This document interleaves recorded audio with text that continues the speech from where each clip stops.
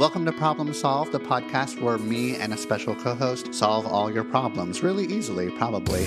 Problems? Are you kidding me? I don't have any problems.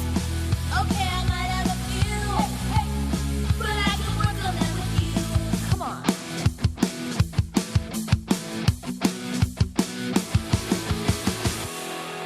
Hello and welcome to Problem Solved. I am Jeff Gunther, licensed professional counselor. I said professional weird, didn't I? Let me try that again. I didn't even mean to fuck it up that time. Okay. Licensed professional counselor. That's right. If you can believe it, I've been doing this for 20 years. And today we're going back to the original format where me and a co-host on today's episode, that co-host is Amanda Feaver. She's a therapist just like me. You can find her on Instagram at The Climate Therapist. We've been friends for a very long time, and I've looked up to her as a therapist the entire time. Somebody's calling in. Me and Amanda are going to give them advice. They're going to go away for a week and then come back and let us know if the advice worked. And through the magic of podcasting, you, the listener, don't have to wait an entire week to find out if the advice was good or bad. Isn't that nice? Isn't that satisfying? You are welcome. You know what you could do for me? Just real quick, right before the episode starts, can you just give me a review? 5 stars, preferably. Tell me how soothing my voice is. That would really make me happy. Okay, let's start the show. This is a podcast where we explore the intricate world of relationships and navigate the complexity of mental health together. I am Jeff Gunther, a licensed therapist, but in this space, I'm your host, not your personal therapist or the therapist for our guests. This show offers a platform for open conversations about relationship and mental health challenges, providing insights and perspectives for educational and entertainment purposes only. It's crucial to remember that our discussions do not replace professional therapy or constitute a therapist-client relationship between myself, our callers, or you, our listeners. If you're dealing with personal struggles or seeking support, I urge you to consult with a qualified professional who can provide the personalized care you deserve. Thank you for being here. Let's dive in. Hi, Amanda. Hey, Jeff. Welcome How's it to going? Problem Solved. I'm doing so good. How are you? I'm great. Thanks for having me. Of course. Yeah, we've been friends. We've known each other and been friends for a very long time, haven't we? That's true. I don't even know how long. About 16 years, I think. Oh my Something like gosh. that. Yeah. That's amazing. Right.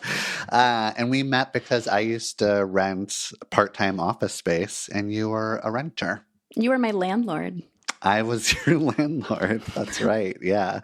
And then we became buddies. We did. You really intrigued me. You had these really great Mr. Rogers sweaters, and I could not stop looking at them and imagining you with your clients. I've gone through different therapy styles, and at that time you caught me in these in this cute little therapist cardigan sweaters sort of thing that was going on. Yeah. And sometimes being a therapist, half of the battle is just picking the right outfit that seems healing to the client. It's true. You don't have to try as much when you're virtual. Exactly. Yeah. So I'm really excited that you're here and you're going to be talking to Vicky, who has sort of a classic problem of feeling really anxious at the beginning of a relationship. I've actually talked about this problem, a sort of different version of it, with my friend Julie Jeske, another therapist that's been on here. But I have a feeling Vicky is going to give us a different style or perspective. And this is such a common issue that I think that it's good for you and I to talk about it and see what we can come up with. That sounds great. I don't really know about that. I've never been anxious at the beginning of a relationship. You're so cool. Interestingly, so calm. Yeah, I've also never been anxious at the beginning of a relationship. I mean, I believe you. Yeah, you really hold it together. We're amazing. Yeah. So I can't wait for this call, and I'm really excited that you're on it with me. And here we go. Hi, Vicky. Hi. Nice to meet you both. Well, yeah. Jeff, I know, but nice to meet you, Amanda. You too. Hi, Vicky. Yeah, it's really great that you're here, and we want to just dive in. So why don't you tell us a little bit about your problem, and we'll try to help you out. Okay, great. So this is a repeating problem that I have every time when I start dating someone new.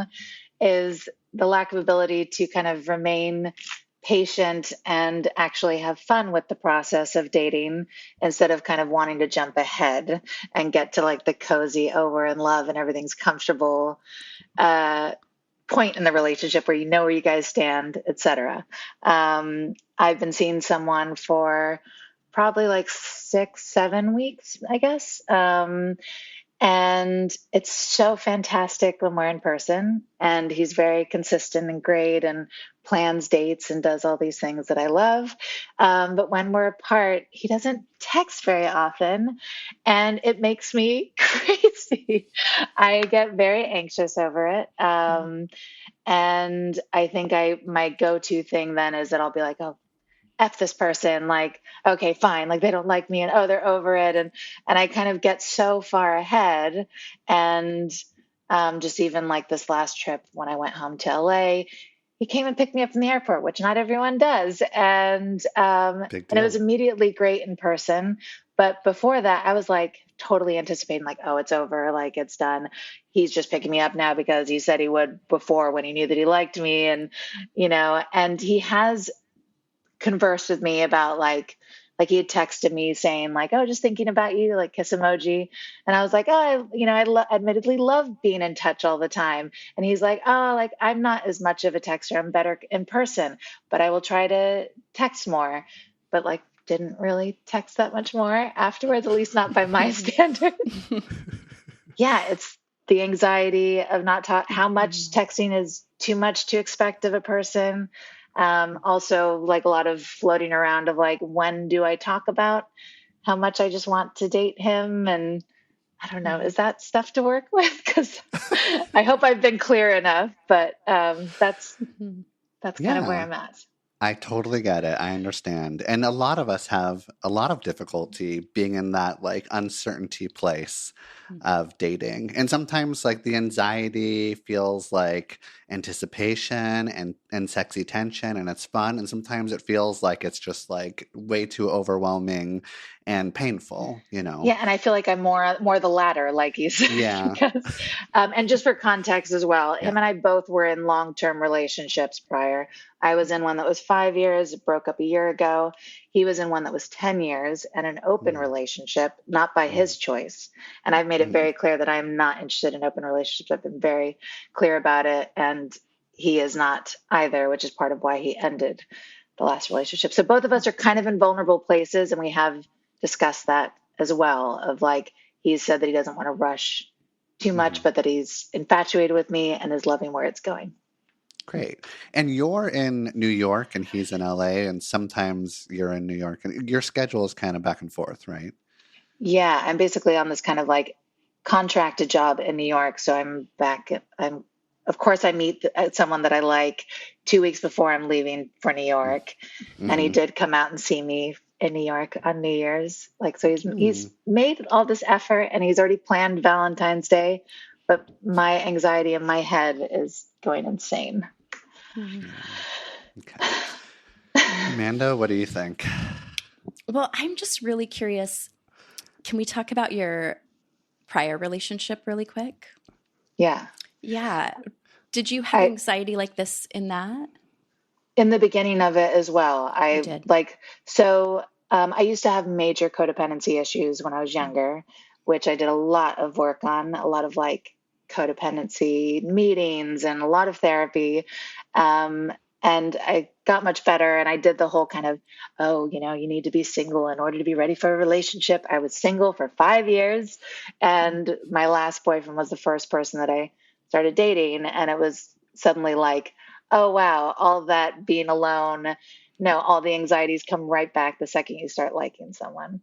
So I when I was dating him, I very much did want to speed things up and did want to know what we were and all these things, but I forced myself to constantly just be patient and to chill and to sit with all the excruciating anxieties and freaking out and wondering where we are, because I was like, just let him lead it for once instead of having to be in control.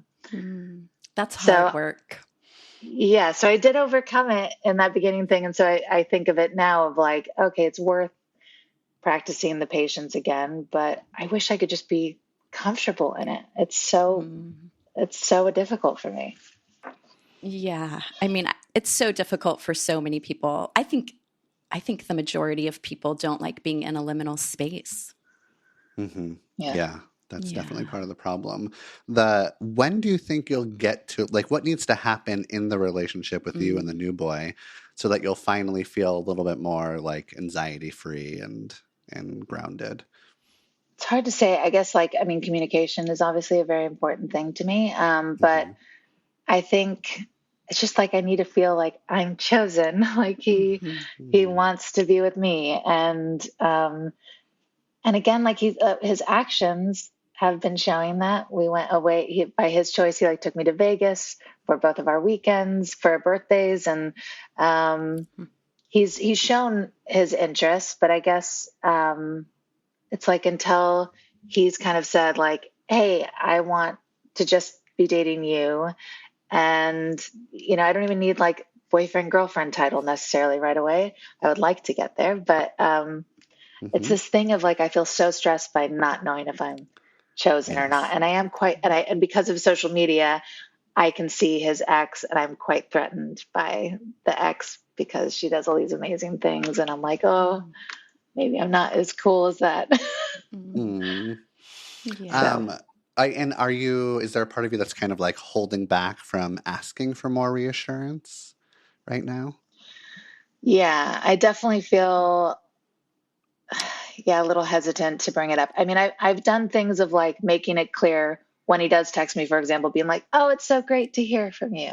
Like Hmm. Positive reinforcing like this reinforcement. is awesome. Yes. um and and I did at one point, I kind of asked like, "Do you still have residual pain from your last relationship?" And he's like, "Oh yeah, for sure." And he's like, "But like you do as well." He's like, "Not from the place of wanting to be back with that person, but there is still some leftover pain." And then asked like, where are you at now? Like, what are you wanting? And he said, "I don't really know what I want, but that doesn't mean that I'm not totally infatuated with you and loving the process of getting to know you and our whole experience together," Hmm. which felt like enough to me. And then when we're apart, though, I guess it's not enough because then I start really getting in my head again. Yeah. And Yeah. the anxieties that come up, the narratives that are created, or the story that you tell yourself, like what are you specifically saying to yourself? Why do you start to doubt it? Well, I'm getting emotional from that question. So Mm. Yeah. um, I think it's just like, I don't know, being like worried I'm not enough Hmm. or like, yeah, like comparing myself to their ex or like Hmm. just being so scared that I'm going to invest in someone and get hurt again because I was very hurt by the last breakup, Hmm. Mhm. Mhm. Yeah. which kind of I really only broke off contact from them like 4 weeks ago. Oh, wow. A lot So in it a was, short amount of time. yeah, it was a year of kind of him constantly reaching out, but only wanting to be friends, me wanting to be more. It was not good. So I Mm. think I'm just scared to get hurt again. Mhm. Mhm. Yeah, scared to get hurt again, scared that you won't be good enough, comparing yourself. Yeah, I get it, and it's tricky because you've only known him, or you've only been like dating him, I guess, for 6 or 7 weeks, and you don't want to be too overwhelming. It seems like you want to like Yeah. feel more solid in this relationship, but you also don't want to like reveal like this vulnerability maybe because you're afraid that like it could like he might be too overwhelmed by it possibly. It seems like you're also getting the sense that he sort of wants to like move a little slower because there's Yeah. some like yeah, because he's also kind of like moving through some of his old relationship stuff and relationship pain. Mhm. Yeah. Yeah. And Hmm. this trip in Vegas, um, it was actually cute, but he like went through kind of like our whole text history, like from the very top. And he was like, "I text you enough." And I was seeing all the texts and I was like, "Yeah, you do." But it more so like really texted a lot in the beginning and not kind of Mm. not as often now, but I didn't say that. But But then the uncomfortable thing was that we met on a dating app. We met on Raya, and he opened up my Raya profile, and I have admittedly updated some of my photos, and Mm-hmm. one was a photo that he took. And Mm, he looked through the photos though, and he was just like, "Oh, look how cute you are." And in my head, I'm like, "Oh God, like now he's thinking that I'm dating all these other people, and I'm like wanting to be active on social or on mm-hmm. dating apps." But he didn't. Granted, he didn't seem bothered. He didn't bring up anything. Mm-hmm. Um, Hmm. but so it was a weird moment though of like, okay, so are you still on this dating app? Are you? Yeah, and then you wonder that about him. Yeah. Yeah. Yeah. Well, I also think this thing happens where we feel really overwhelmed internally. You're experiencing some overwhelm, and then it sounds like you're so afraid to outsource that to him. So you try to stay really contained or even a little bit smaller. Hmm. And that sounds uncomfortable. Yeah, but then in person though, I mean, I have been very kind of open and vulnerable and made it very Mm. clear that I like him, Oh, and great. kind of constantly am complimenting him, and he says the same as well, and just even when I left this last time, he's like, "I'm gonna miss you," and I'm like, "I'm gonna miss you too." Hmm. So that was nice. But I guess it's just yeah, with the contact in between seems to be Yeah, it sounds like it's when you're apart from each other, you want more reminders that he's thinking of you, he's with you in some way, you really matter, you're not away from his mind or heart. yeah. But Yeah. you fear that if you bring it up, you're going to be seen as a burden or too overwhelming. Mhm. And so it seems like you want to figure out how to feel better and more grounded without bothering him, I guess. Is that like what you're. Yeah, yeah, or just it not feeling forced, It's kind because it's kind Mm. of like, well, if I ask for it, then am I just going to feel like he's not, this isn't really like feel right. This doesn't feel right for him, and I don't want to be like forcing him to change person he is. But I mean, I did notice that like when I arrived back in New York, he wrote the next day and like asked if I was exhausted and kind of updated me about him. And he sent along a selfie, which, because I had said, I was like, unsolicited selfies are always welcome, which he used to kind of do at the start. Mm-hmm. And, and he was like, oh, I'll send you one soon. And my head, I went to the place of like being all bummed, like, oh, he's not going to send me a photo. But then he did the next day. So like, there are things where I noticed, like, if I say things that I like or want. Like he's making the effort to make those Yeah. things happen. Same way I made it clear that I like plans in advance. And he has a plan for us on the 6th and then our Mm-hmm. Valentine's Day. So Yeah. So, I don't know. you and I like are new friends, right? Like Yeah. we've gotten to know each other recently and I've Yeah. enjoyed that. And but like right now we're sort of like talking in a more like intimate way where you're like talking to me about these struggles and anxieties that you're feeling and like the how much you like this new boy and you're excited about it but you're feeling kind of like unbalanced and everything. And there was a point here where like you got a little weepy and Mm, teary because like this is like some heavy stuff, and like as yeah. we're talking about it, um I'm feeling really connected to you. I feel Mm, like this is like such a cute, attractive, lovely, honest version of who you are. And I'm feeling like mm, really connected to you. And I would imagine that if you like displayed this part of who you are to this new guy, then he would also find it really attractive and very sweet. And so there's this part of me that like wants to encourage you to do that because it's fucking adorable and it's mm, how you authentically feel, and you're giving him the opportunity to connect with you. And I know that you're like, ugh, it's been 6 or 7 weeks. It feels like it hasn't been long enough, but you're struggling a little bit, at least sometimes, mm. when you're not getting as much Yeah. texting. Yeah. And even while I'm telling you this, it seems like there's some emotions that are coming up Yeah. inside of you. Yeah, what's that all about? Where's that coming I have, from? I have no idea. Mm, Mm. um, I don't know. It's a weird thing of like I've done the thing too of dating someone for like almost a year and being so relaxed and never bringing up a conversation about where we are. And Mm-hmm. that's, and then I get my answer a year later when I finally do. So it's like, I don't want to be the person that's taking too long to, Mm-hmm. know if this person's going to be the type of relationship that I want.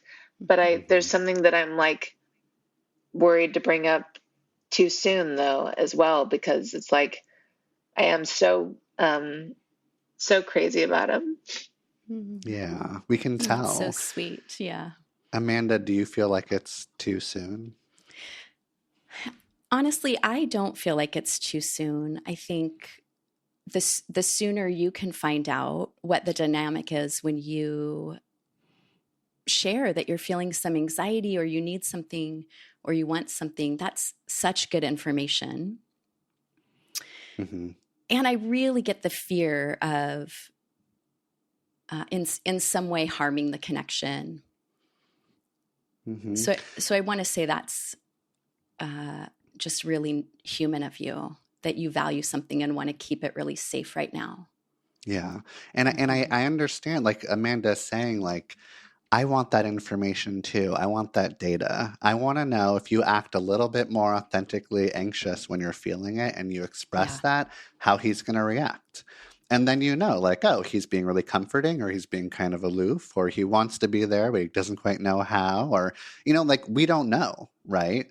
And because we don't know, you're filling it in with all of this like anxious, worst case scenario, I'm too much or I'm not good enough, sort of things. And so, there's one like I want you to continue to be able to like be aware of the narratives and the thoughts that are coming up and see if you can kind of like witness them and watch them instead of believe them. That's hard to do. That's like a lifelong process, whatever. Like, and you'll continue to we all continue to work on that as we go through life. But you have this opportunity to create like a healing moment and a healing relationship with somebody who seems like that they really like you. They might not understand exactly like what they need to do in order to like make you feel more connected. So you might have to give them those tools. But something you said earlier, like, well, if I just tell him how to like connect with me, then that feels like forced and it might not be genuine. And there's like now your fucking brain is doing some other fucking bullshit, right? Where it's just like, well, now he's giving me what I want and I'm still not going to believe it. So there's this part of you that's scanning for like, I shouldn't believe it. I shouldn't like feel connected, even if he gives me what I want because I just laid it out. Now he's just sort of Right. performing for me. And that's not I, believable.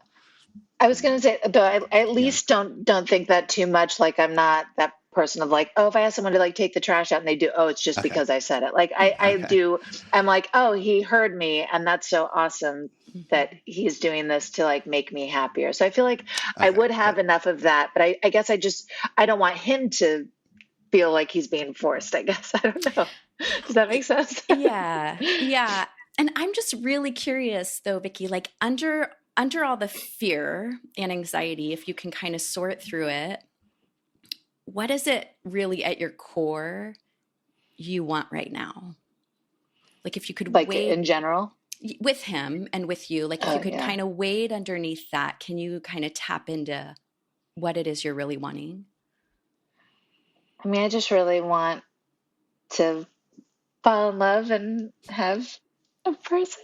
Yeah. Yeah. That made you feel emotional. Yeah. Mm. And there was one moment when he was in New York, um, where he asked about my past relationship. And I did start crying when he asked about it. And I just said, there is a lot of pain there of like, this person is, kind of rewriting who I was in the relationship. And that's really painful. Mm. And he, then like held my hand and he just said, he's like, I'm so glad you're telling me this. Like, he's like, this is the stuff that I live for. And I love you opening up about it. Mm. So he seems like to be very open with, emotions and things. I think just talking through it, it's like a lot of it too is, I think his last relationship, she was kind of like an unattainable kind of person. And so ever since like he spoke about the relationship, there's kind of an insecurity in me of like, oh, do I need to be the unattainable, cool musician girl who's going to be playing on stage and is so cool and just so caught up in her career and not as available? There's like a part of me that like Mm-hmm. I used to be that person. Like when I was like touring for years, it was like I had a dude in every city, like I was the unattainable person and they all loved me. Like, and then it's like so often when you're vulnerable and like say how much you like, Mm-hmm. then they don't. Then they go away. Yeah. Mm-hmm. And the being the unattainable person and having those sorts of connections, that's not a real relationship. No. I know. Like that's just sort of like this like funny little game that we play sometimes. It's like a cat and mouse kind of thing. And that's not like a real vulnerable, honest thing. And it seems like right now that's what you want. You want a real, honest, vulnerable relationship. And you want to be able to like be your true self. And there's a part of you that's just like, should I be like an unattainable rock star because that's really hot and that's what his last person was like. I imagine he didn't fucking like that. And that's why they're Yeah. not together anymore. And he's looking for Yeah. something different, and he can see that inside of you. And it sounds like he was really connected to you when you've been really vulnerable and honest. And he's given you that positive reinforcement. And me and Amanda want you to trust that Yeah. and kind of like sink into it. And we're not saying that like call him, text him right now, tell him exactly what you want, like let's fucking go for it. We're just saying like head more in that direction. Start going that way so that we can create like a little bit of relief, and then a little bit more. So that you don't have this like struggle of like, I should be somebody different, which is taking you further and further away from your authentic self, right? Yeah. And I do think that I have been mostly authentic again, like Mm-hmm. in person of just express, Yes. like I say constantly, like, oh, I'm so happy to be. And he has said like, thank you for making my birthday like so special because you were here. And like, Mm-hmm. he is, and we met, I guess, like end of November and, Mm-hmm. and it did move quickly, but he spoke about that, like, oh, it did kind of move quickly because like every person that dates me somehow meets my parents almost right away. I don't know the whole, oh, I'm meeting the parents thing. Like it just happens. And he met my parents like 3 days into knowing me. Mm-hmm. And he was like, yeah, it did all kind of move fast, but like in actually a great and romantic way. And I wouldn't change it any other way. So That's really maybe sweet. it is all okay. But I feel like this kind of conversation is probably better in person, right? I mean, to like text it feels maybe weird. I don't know. I love in person. Yeah. We misread each other so much over text. Can I touch on something really quick that feels really important to me? Back when Jeff was saying it's so lovely to just see you be really tender and vulnerable and he feels so connected to you, I just want to ride on that for a minute. It is so lovely to see you show up so beautifully and vulnerably. And there's this really tender part of your heart. When you said, I just want to fall in love and have this thing, right? There's this piece of your heart that's like, I just want to experience love in all the ways it can like heal and expand me. And this person might be it. That is so beautiful. That is so, so beautiful. And you should run after that for the rest of your life. How can love heal and expand? Mm-hmm. Well, I stupidly keep doing that. But I think it's because it keeps ending in heartbreak. It's like, at least so I don't do the whole like putting up a wall and never dating again kind of thing. Like, yeah, I always remain open. I don't know if that's for the best or not. That is for the best. Yeah, it's beautiful. But yeah. Well, Amanda, let's think about some like specific things that she can do and try. When are you seeing him next, Vicky? So I am flying back the February 1st, and he's probably picking me up from the airport that day. Okay. Very sweet that he keeps picking you up from the airport. Yeah. So between now and then, that's like a week, right? Yeah. hmm Uh, and you can talk to him in person about more of these things when you see him on February 1st. But until then, I want me and Amanda to try to like give you some things to do so you can start to feel like a little bit better. Um, Amanda, off the top of your head, can you think of anything that she can do? Well, I love this pattern and habit you have of really working at grounding yourself and pulling yourself back in. That's so beautiful. Even if you wait to talk to him in person, I don't think you should resist reaching out to him and communicating with him and making bids for connection. That's so hmm beautiful. And it sounds like you feel so much more calm when you are connecting. And it is not only natural, but totally okay for us to be calmed by each other, for us to move into relationship and say, my nervous system feels so much safer when our nervous systems are connecting. That's just biologically sound. So I think still doing that is so beautiful. Yeah. Yeah, it's like a co-regulation process, right? That's Like, right. I'm feeling upset. Can you help me feel better? And this is what we do in relationship, right? And it needs to happen. I mean, it maybe can happen a bit more from now until you see him. I love that you're giving positive reinforcement. Continue that, but add something else. Mm. Instead of just the positive reinforcement, um, you can either you can reach out more often.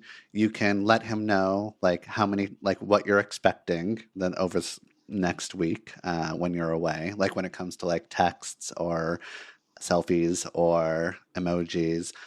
You can come up with like, you know what, like texting you isn't like quite working. Can we like download the Marco Polo app so we can like send videos back and forth to each other? Like, what else can we do so that we can like uniquely stay in touch?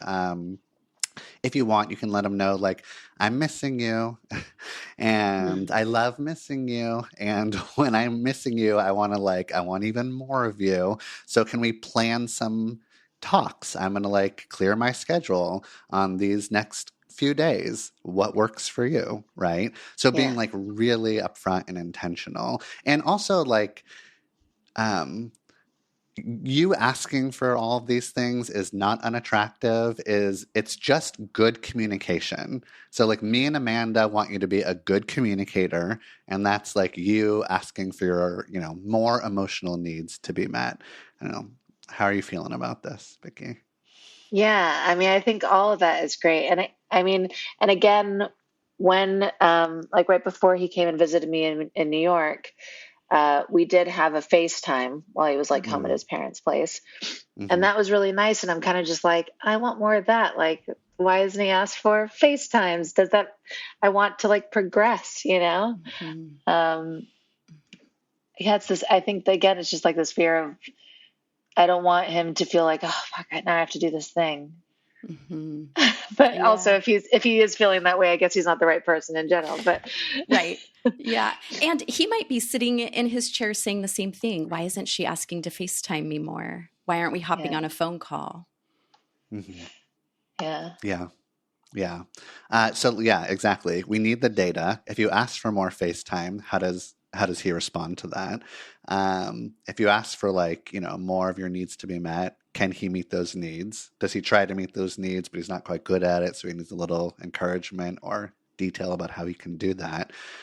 So I want you to come back to us and give us more data. And the only way for yeah, you to collect that data is to like ask for more stuff, right? yeah. Um, yeah. So do you feel comfortable asking for more FaceTimes? Yeah, I think I do.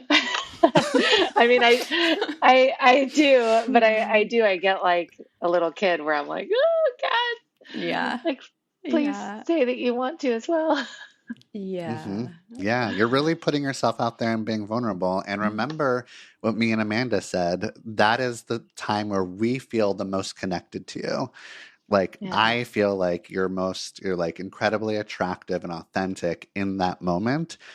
If Yeah. he's your person, he will likely feel that too, right? Mhm. yeah, Yeah. So let's give him that opportunity is the advice that I'm giving. Great. Yeah.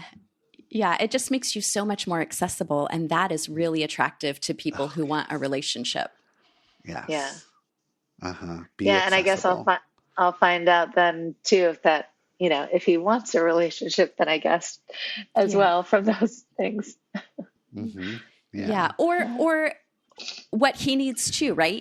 Needs are so negotiable. So he can come back and say, oh, I want to give you what you need. And here's also what I need. And it doesn't have to be black or white or in or out. Yeah. Right. Yeah. He can offer up what he's able or willing or wants to give. And then you get to think about that, or that you get to like ask for more or something different. Right. Like we need to have that conversation. All that being said, the other alternative, which is you will survive, you can just keep on doing what you're doing and you're tolerating the anxiety. It's very difficult to do. Eventually, you probably will get to a place where it's not as overwhelming, and that's an option, right? But it seems like you don't like to hang out in this space. So here's some tools or some things that you can do. Yeah. Yeah. Um, Definitely. okay. Do you have any questions, Vicky? No, I think that's very helpful. Okay. All right. Well, we're going to let you go. You have a really big smile on your face and you look very sweet. So, me and Amanda are really interested in how it goes for this next week and talking to you next time. Okay. Great. I can't wait. And Okay. thank you guys. No problem. Thanks for chatting, Vicky. I love Vicky. After this talk with her, I feel so connected to her. How do you feel about her? Oh my gosh. She's so sweet. And there's this really beautiful sensitivity to her that just makes her feel really present and alive. Yeah. And this was, she's calling in and she has this issue and we're giving her advice. And this isn't like actually a therapy session. But one of the things that reminded me of like being a therapist is sometimes when I'm talking to my clients, I get incredibly overprotective of them because they're coming in, they're being vulnerable and emotionally honest and sometimes teary and weepy, right? And there's this part of me that just wants to like hold them close and be like, I'll protect you. It's going to be okay. And then I start to do this thing that is common, but it's something that like a therapist needs to keep an eye on, which is like, if he doesn't fucking treat her right, I'm going to fucking lose my goddamn mind, right? Like I start to get like really protective and nervous and I'm like have a lot of feelings towards this guy that she's dating. Did you feel any of those feelings? Does that ever happen to you when you're being a therapist? Well, definitely I feel protective of the people I work with. For precisely that reason, right? They do come in and they're so honest and they're so vulnerable. And, we know we're only hearing one side of this dynamic.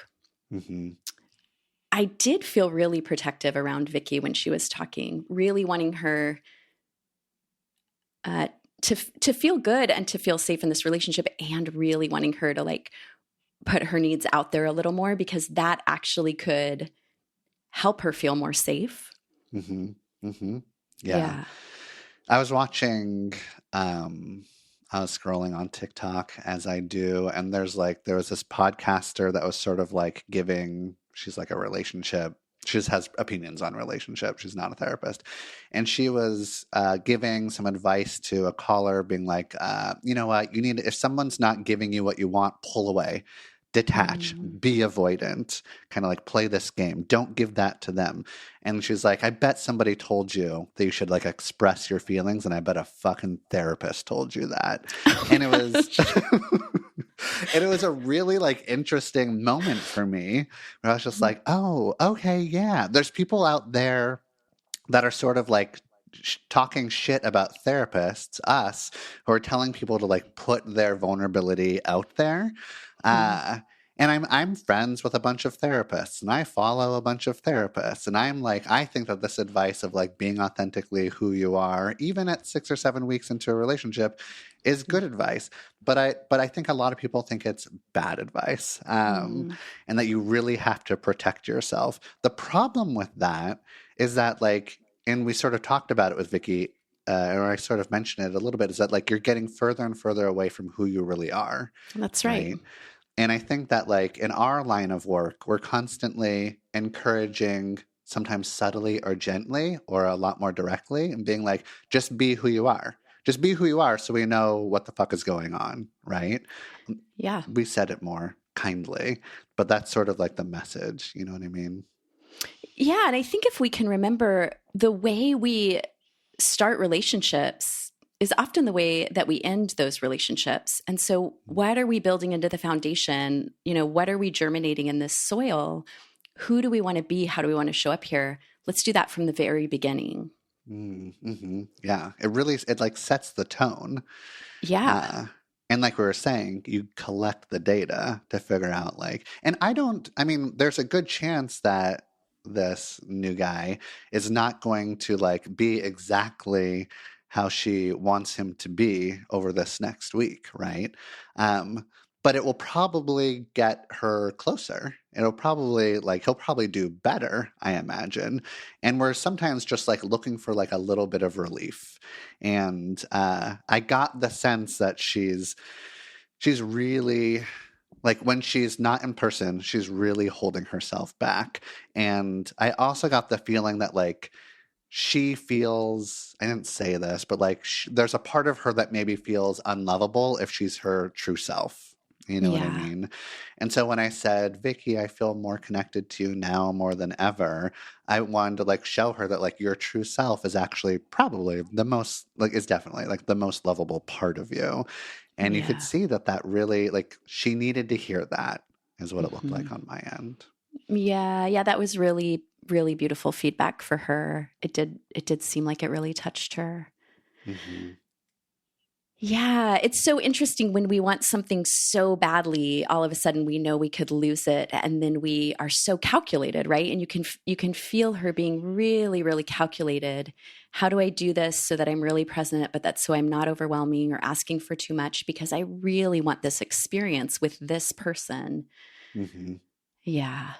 Yeah, Yeah. yeah, I think that's a good call. She is trying to be very calculating. Yeah. And these sort of like, when she was talking about like, should I just be the aloof rock star that doesn't give a shit? Um, if that's authentically you, go for it, babe. Like, Yeah. if like, okay, Yeah, but obviously it's not, right? She right. has this big, beautiful heart. Yeah. Yeah. And it's so common for us to think about like who, her saying like who was the partner that he had last? Should I be like that? Right? Which gets Mm. you even further away from who you are and confuses yourself and confuses them. And because eventually you're gonna show your colors. Like if this relationship does last a long time, she can't pretend to be like his ex-partner for that long. So then there's going to be this sort of like reckoning of like, this is actually who I really am. And so we're sort of encouraging you to be who you really are early on. And also because if she can really be who she is, then she can see through those really authentic eyes, who is this person? Right? If Mm-hmm. she's somebody else, then she's Mm-hmm. not really seeing who he is and how he's really responding. Mm-hmm. Yeah. And Yeah. sometimes like we might ask the question like, well, are you picking up on something that this is like a bad match, right? Like, what does your gut say here? But it seemed like her gut was like, he's a solid dude. Like Yeah. he's pretty good, and he wants to be in this relationship, and he's picking her up from the airport a second time. That's kind of huge, right? That is really sweet. Yes, it's very Yeah. sweet. We didn't ask her that. I'm Mm. interested to maybe ask her Yeah. when we hear from her again. Yeah, and I think that she's going to like collect a lot of information, and so we'll be able to ask her that with even more awareness that she's yeah. So yeah, I'm Yeah. excited to see how it goes. I was happy to see her like with that smile on her face at the end of the call. Yeah. Um, yeah, so we'll see. We will see. Hello, Vicky. How are you doing? Hi, good. How are you guys doing? Oh, I'm good. Great. How are you, Amanda? I am doing really well. Good. We're so happy to see you back this week. Can you give us some updates on how your week has been and how you are feeling about what we talked about last time? Yeah. So I am now in LA. I was in New York when I last talked to you guys.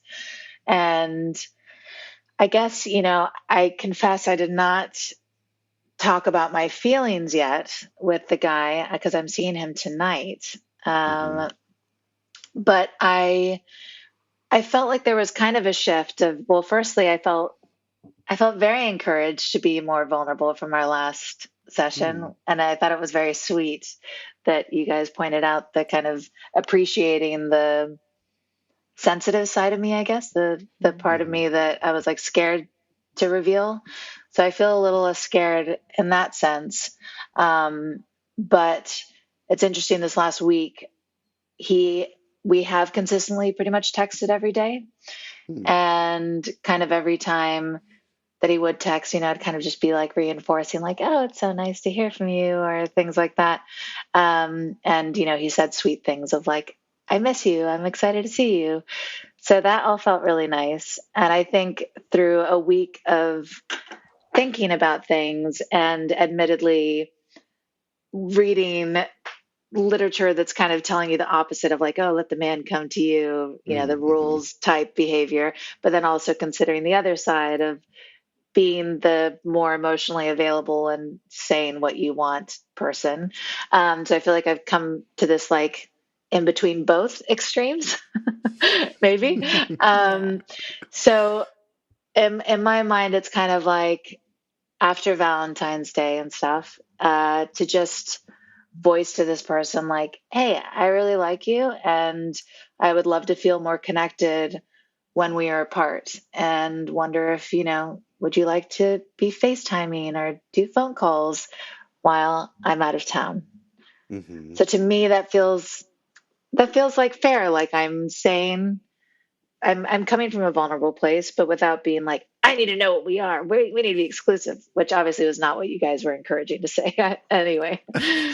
Right. Mm. It feels like there's a different vibe, like you're bringing in some different energy. I think that last week when we talked to you, you were coming from a place of like anxiety, some insecurity, not quite sure exactly what Mm, to do or what to say.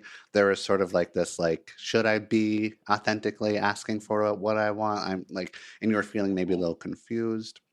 And now it yeah. seems like you're feeling more clear-headed. You actually got like some really good connection, just sort of organically, it sounds like, and you continue to Mm. like positively reinforce that.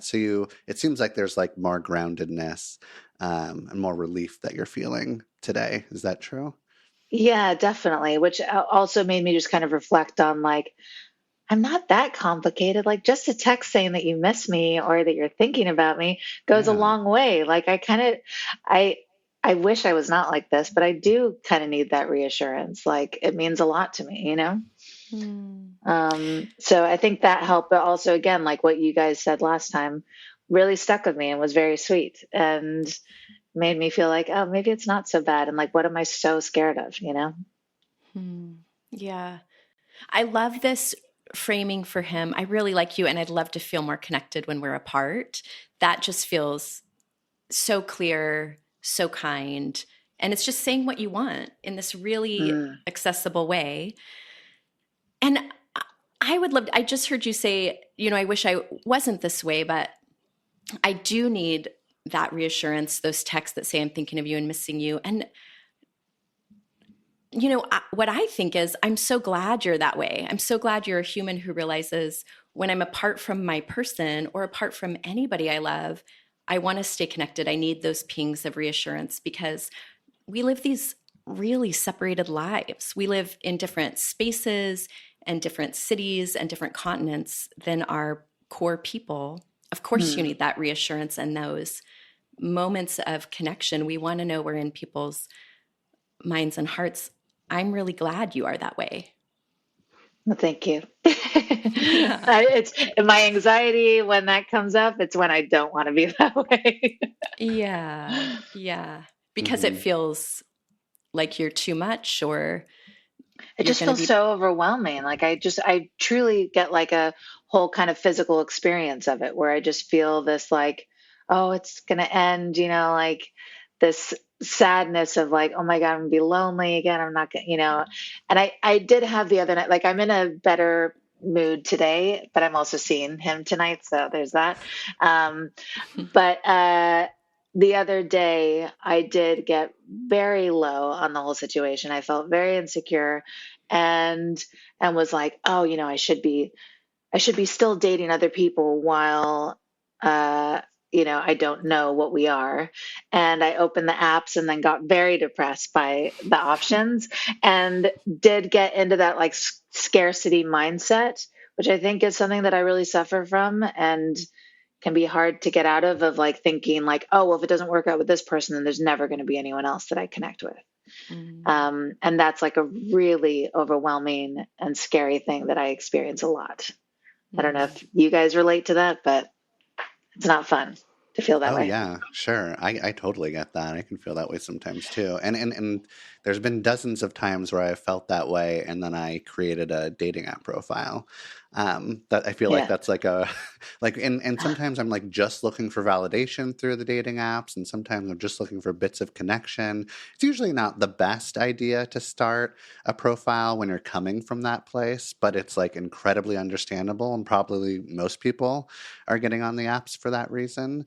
And it's also like not the worst idea to date around before you are like official with somebody, right? So that's like a very, of course you're going to think that. And a lot of times that helps people make it so that like not all their eggs are in one basket kind of thing. And you can Mm. feel like there's more options. You're not as attached to one specific person.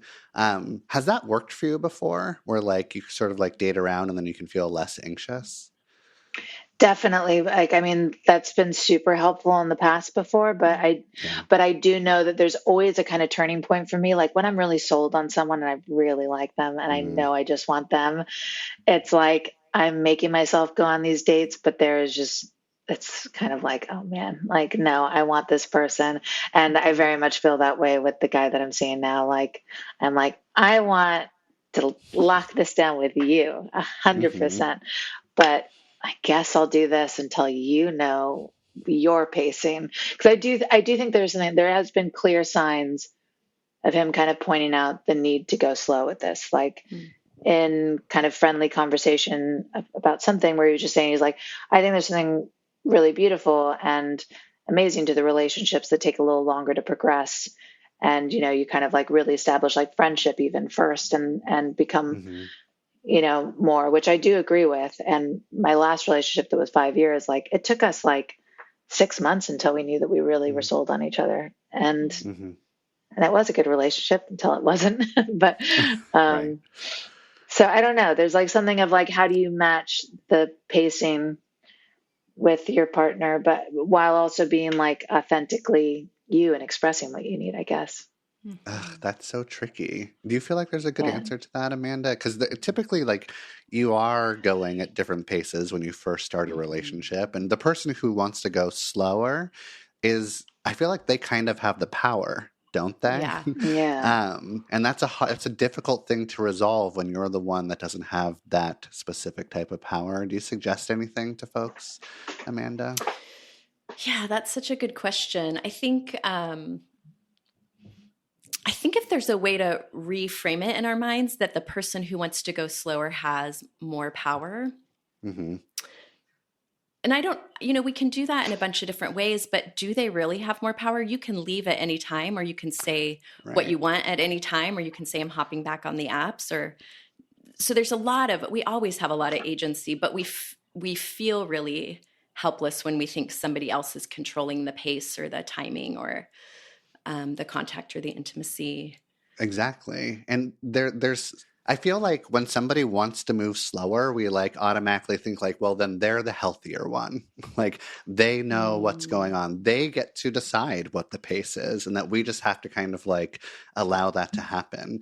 And like Amanda is saying, like we have agency where we could stop it. We could ask for more. We could ask for just like a little bit more communication. We can find a compromise. And we tend to forget that, especially if we're like maybe like sort of more anxious daters. You know what I mean? Mm. Um, And I think what you've done so far, just like giving positive reinforcement whenever he does contact you, seems to be working. At least it's definitely working this past week, right?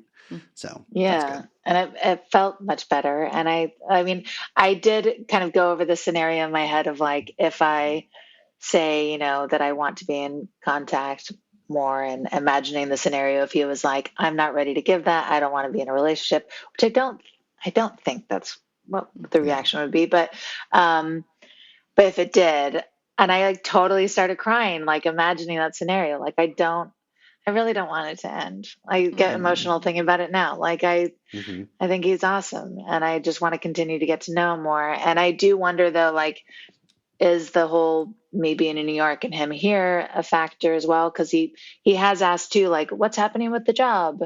Are you just there indefinitely? And I don't know if it was from a relationship consideration or if it was just randomly asking. But Mm-hmm. um, I'm trying to like make it so that I'm back in LA. And that's what I expressed to him, and that's I don't know. So I Mm-hmm. don't know. We'll see. Yeah, it's really hard to hold the unknown and the like liminal spaces and just stay in them knowing it's not really one thing or the other yet. Why is it such a nightmare for us as humans to like sit in that space? Why can't we just be totally comfortable? Like, yeah, that nothing is in our control. We can just we got to just see what happens. Like, crazy crap could happen tomorrow. I could get hit by a car. Who knows? Yeah. But we can't Yeah. stand it. Yeah, it's the thing that's in our control is like being intentional and conscious and loving, right? But then there's Yeah, all of these other things that we are cannot control. are so outside of our influence. Yeah. Mm-hmm. It's hard. Yeah. It's really hard to It's hard. tolerate. And you're looking for like security. When you like Yeah. something, you want something and you want to feel a secure attachment to it, and you've had experiences in the past where things have gone awry or it hasn't worked out the way you wanted it to. And so you're fearing that could happen again. And there's like some fun things about not knowing what's going to happen. There's some anxious things about, and so you're kind of like going back and forth. I know that just for like transparency's sake, you and I texted, DM'd a little bit in the middle of the Mm. week, and it was like a cute exchange where you're like, well, what do you think about this, Jeff? Where you like sent me like a little, like a book that you're reading that's sort of like rulesy based, like Mm. pull away. If they pull away, then you should pull away or something. And I feel like I totally get why we are magnetized to that sort of stuff because it feels like you have more control, right? Is that the Mm. thing? Like, what do you think pulls you into that sort of advice? I think reflecting on my own experience, I feel like I think when I think of times that I'm not entirely sold on someone, Mm-hmm. I do notice that like, yeah, if they're slightly inconsistent or they suddenly are not as available, then I put more value on them, as annoying Mm-hmm. as it is. But because Uh-huh. I'm not someone that likes that whole chase thing, and I'm not someone that Mm-hmm. like likes the jerk. I like nice men, luckily. Um, but I I do notice though that even in myself, who is not really of that belief that you should be, distant and stuff, there's something that kicks in. There's maybe, I don't know if everyone has it. Maybe it's like a human nature thing. I'm not sure. But Mm-hmm. so I think of myself on the flip, and I'm like, well, I've been more enticed. I found the person more enticing when Mm-hmm. I'm not 100% there. Mm-hmm. So I think like then trying to get in that mindset and trying to recreate that in them becomes appealing. Does that make sense? Mm-hmm. Like you being less available because maybe it will entice them to come towards you. Yeah, where they're just suddenly like, oh, this person's not available every second, doesn't write me these long Yeah. texts. Like, what are they doing? Yeah. Yeah. Mm. Can I ask, by the way, I know you guys are therapists, so maybe I'm not allowed to ask this, but are either of you like secure attached, or are you guys anxious, avoidant? Am I allowed to ask that? Oh, you can ask whatever you Totally. want. Yeah. Yeah. Amanda, what are you? You know, I think that I trend towards more anxious attachment. And I've really practiced secure functioning in relationships. So I think what I've learned over time is it kind of doesn't matter if your scaffolding is secure or insecure as much as how you choose to function in the relationship, because insecure attachment is not pathological. Half the population is insecurely attached and very high functioning and very loving. But I think my nervous system would trend towards anxiety, and I think my skill set over time has become more secure functioning. Although I also think even for really securely functioning people, like at the scaffolding level, when they feel threatened, they turn to insecure functioning. I don't think anybody's just like a saint when it comes to being secure in relationships. We all fight for survival. Except for me, except for Jeff the therapy is a Jeff. saint. I don't know if you can see the halo around his head. What's your attachment style, Jeff? Tell us. That was just like, I love that answer, Amanda, and it's like it's like a very, like, you're accepting of like who you are and what you trend towards and the skills that you've learned, and sort of like know that it's like a lifelong process and very dependent on the person that you're with. You know, that's kind of like what I got from your answer. And it's also a very therapist answer, which is on brand since you're a therapist. Well, and I think that's important to recognize. We do switch depending on who we're with and what the energetic exchange is. Mm-hmm. We do really, Yeah. like, there are people I have been so avoidant of. Mm-hmm. Yeah, for Which sure. I've done both for sure too. Yeah. Oh yeah, I love to do both. It's my favorite thing to do both. And I Keeps think people that, on their like, toes. Exactly. I think that when I was like a teenager and in my 20s, I trended more towards like an anxious attachment. Eventually in my 30s, I found something, I found a way to be more secure. But now it's very dependent on who I'm with. I'm most of the time secure. But I'm like 50-50 now on how anxious or avoidant I'm going to be. If you were to like ask my last 3 ex-girlfriends what I am, they would all say I'm avoidant, and they're all wrong. But that's how they experienced me, so they're probably right. Yeah, there's your answer. I really like where you are mentally and emotionally right now, Vicky. I think that you're in a really good place. I love the plan that you have to talk to him about where everything is going, and I'm excited for you to see him tonight. I think we officially solved your problem. You're cured now. You're welcome. Yes, thank you. But we also want an update, so you and I will keep in contact, and maybe you'll come on the pod a little later. Definitely. Anytime. Okay. Cool. Sure, there'll be plenty more problems that come up. Probably. All right. It was good talking to you, and I'll Great talk talking to both of you. Okay. Bye. Thank you. Thanks, Vicky. So that was really sweet, and I enjoyed talking to Vicky. She's the best. How do you think that went, Amanda? Yeah, that felt really good. She seems in such a more centered and grounded place in herself. It does seem like that. I think, the main reason is because we're so healing, but also she's seeing her boy tonight. And so, like, finally now she's gonna see. And when we talked to her last time, it was like, it's a week away. And sometimes that week, and also she's in New York, so she's 3,000 miles away, Yeah. So you're feeling like incredibly disconnected. And she was, literally and figuratively. So I understand. Yeah, it's hard to have two people's energy be so far apart and still feel connected. Different time zones, different rhythms of life, different cities. Yeah. There's also something I just thought about now is like a lot of times when I talk to my real clients, Vicky is not a real client of mine. But when I talk to my real clients and I'm like, maybe you should speak up or get your knee or whatever I say. And then they come back and they're like, well, I didn't do that. But it's going great. Like there's something that, and there's a lot of relief in that, right? Of like, now I have to go and express what I want. And oh, thank fucking God, I don't have to do that because things are shifting. And then you quickly are like, no, I don't need to do that. And I'm not saying that like Vicky still really needs to do that or she didn't do the homework or something like that. But it's kind of like, okay, well, as a therapist, I'm like, we'll see.